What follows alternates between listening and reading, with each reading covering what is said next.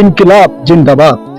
ইনকিলাব শব্দের অর্থ বিপ্লব, জিন্দাবাদ শব্দের অর্থ দীর্ঘজীবী, অর্থাৎ বিপ্লব দীর্ঘজীবী হোক।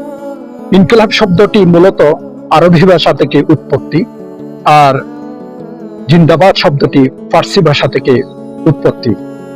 এই সংগ্রামী শব্দটির একটি সোনালী রক্তিম ইতিহাস রয়েছে। এটি সাহিত্যে প্রথম ব্যবহার করেন পাকিস্তানের আধ্যাত্মিক জনক কবি আল্লামা ইকবাল। প্রাথমিকভাবে ব্রিটিশ রাজদরবারের বামপন্থী কমিউনিস্টরা এই স্লোগানকে ব্যবহার করতেন। এই স্লোগান অফিসিয়ালি ব্যবহার করেন হিন্দুস্তান সোশ্যালিস্ট রিপাবলিকান অ্যাসোসিয়েশন। পরবর্তীতে ভারত, পাকিস্তান, বাংলাদেশের নানা মতের, নানা মতাদর্শের বিপ্লবী সংগ্রামী মানুষের এটি একটি অবলম্বন হিসেবে প্রতিষ্ঠা লাভ করে।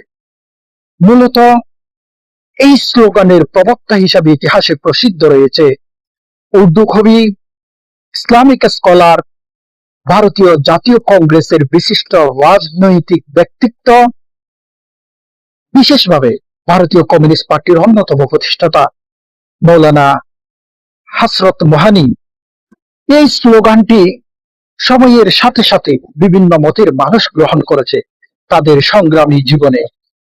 ভগৎ সিং এই 1920 দশকের পরে এই স্লোগানকে বিভিন্ন লেখালেখির মাধ্যমে, বক্তৃতার মাধ্যমে উপস্থাপন করেন এবং 1929 সালে দিল্লির আদালত প্রাঙ্গণে যখন বোমা হামলা হয়, ভগৎ সিং এবং তার সহযোদ্ধা বটকেশর দত্ত উন্মুক্ত প্রাঙ্গণে আদালতে জনসম্মুখে তাদের যৌথ বিবৃতিতে ইনকিলাব জিন্দাবাদ, ইনকিলাব জিন্দাবাদ শব্দটিকে তারা বিশ্ববাসীর সামনে একটি রক্তিম বিপ্লবী সংগ্রামী স্লোগান হিসেবে উপস্থাপন।